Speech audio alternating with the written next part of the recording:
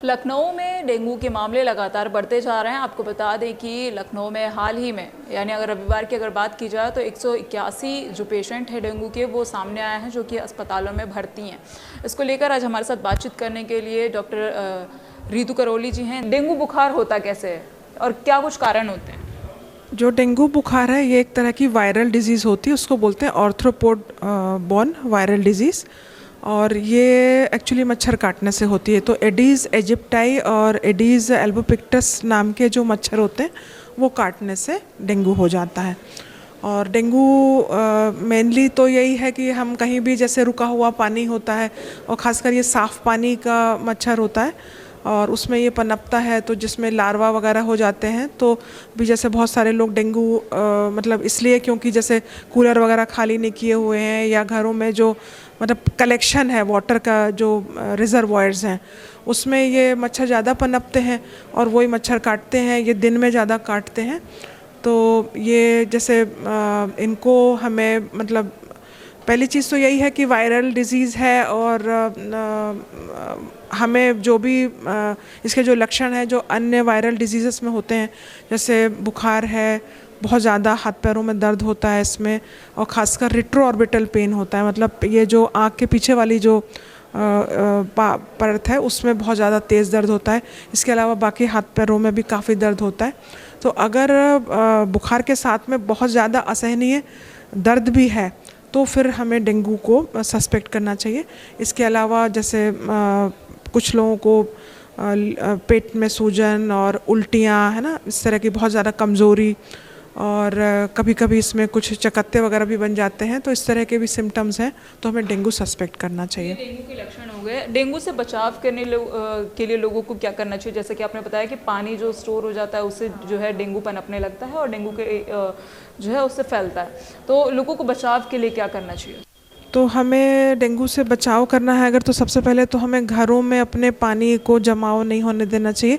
जहाँ पानी जमा है उसमें मिट्टी का तेल वगैरह डाल देना चाहिए, जिससे कि वो लार्वा वगैरह ज़्यादा आगे और ना मतलब उनमें रिप्लिकेशन हो। और दूसरी चीज़ ये है कि हमें बंद कपड़े पे मतलब मच्छरदानी लगाएं सोते समय, और बाकी जो मस्कीटो रेपेलेंट्स वगैरह लगा सकते हैं। घरों में जालियां लगा सकते हैं हम कपड़ों पे भी, जैसे ना खुले कपड़े, जैसे ना पूरे बाहाँदार स्लीव्स वाले कपड़े हमें पहनने चाहिए। मोजे वगैरह पहन सकते हैं हम, जिससे कि मतलब हमें मच्छरों को पहले तो काटने से बचाना पड़ेगा। फिर उसके बाद अगर हमें मान लीजिए किसी पेशेंट को बुखार, किसी व्यक्ति को बुखार की परेशानी है तो पक्का कर लीजिए कि बुखार है, टेम्परेचर देख लीजिए। कभी कभी बहुत हल्का सा ही लगता है हाथ पैरों में दर्द, लेकिन हमको श्योर नहीं होता है, तो हम एक बार कंफर्म कर लें कि बुखार है। और अगर बुखार है तो केवल पैरासीटामोल ही लेना चाहिए। इसमें हाथ पैरों में दर्द या बॉडी एक के लिए हमें दर्द निवारक दवाएं नहीं लेनी चाहिए, क्योंकि दर्द निवारक दवाओं से फिर आगे कॉम्प्लिकेशंस हो जाते हैं, प्लेटलेट काउंट भी और कम हो सकता है। इसलिए हमें केवल पैरासीटामोल और पेय पदार्थ ज़्यादा लेना चाहिए। और अगर तबीयत और ज़्यादा ख़राब हो रही है तो फिर हमें निकट के अस्पताल में जाके जांचें करानी चाहिए, डॉक्टर से संपर्क कर लेना चाहिए। अक्सर देखने को मिलता है कि जब जून जुलाई यानी बरसात का मौसम आता है उसके बाद जो है डेंगू पनपने लगता है और हर जगह पर जो है डेंगू के मामले जो हैं वो बढ़ने लग जाते हैं। ऐसा क्यों होता है? क्योंकि जो भी बेसिकली वाटर लॉगिंग जो होती है, मतलब जहाँ पे पानी के कलेक्शन की प्रॉब्लम है ये, तो जैसे पानी की निकासी उसका अच्छे से ड्रेन नहीं हो पा रहा है तो वहाँ पर ये ज़्यादा होता है। और ख़ासकर शहरी इलाकों में ये देखा जाता है कि चूँकि शहर में जो बीच बीच में और वहाँ गंदगी भी ज़्यादा होती है, तो कचरा और रुका हुआ पानी उसमें मच्छर पनपने की वजह से ये बारिश के बाद ज़्यादा है। अब वैसे मतलब मैं बहुत ज़्यादा सहमत नहीं उस बात से, क्योंकि अब करीब करीब पूरे साल ही आजकल कहीं भी जैसे मच्छर होंगे तो डेंगू हम लोग आजकल पूरे साल देखने लगे हैं। इसके अलावा डेंगू के अलावा भी जो बाकी मच्छर जनित बीमारियां हैं, जैसे मलेरिया भी मतलब काफ़ी पेशेंट्स में आ रहा है। इसके अलावा लेप्टोस्पायरोसिस है, स्क्रब टाइफस है, मतलब और भी सारी इन्फेक्शियस डिजीज़ेस जो हैं वो काफ़ी ज़्यादा हैं। लेकिन हाँ, खासकर डेंगू जो है वो तो मच्छर जनित ही है और जो भी वाटर लॉगिंग की वजह से है। अस्पतालों की अगर बात कर ली जाए तो अस्पतालों में इस अस्पताल की अगर लोहिया की बात कर ली जाए तो डेंगू को लेकर कितनी सावधानी बरती जा रही है और क्या कुछ तैयारियां की गई हैं? तो इसके लिए हमारे पास वार्ड्स हैं और बिस्तर भी हैं, और हम लोग ये मतलब ध्यान रखते हैं कि जो भी मतलब बेड्स कुछ ना कुछ हर दिन अवेलेबल रहें, क्योंकि जो इमरजेंसी से पेशेंट्स हमारे पास 25-30 पेशेंट्स 40 पेशेंट्स तक भी आ जाते हैं, तो हम उनके लिए उनको हम पर डे जो एडमिशन के लिए, लेकिन उनमें ज़रूरी नहीं कि सब में मतलब डेंगू हो।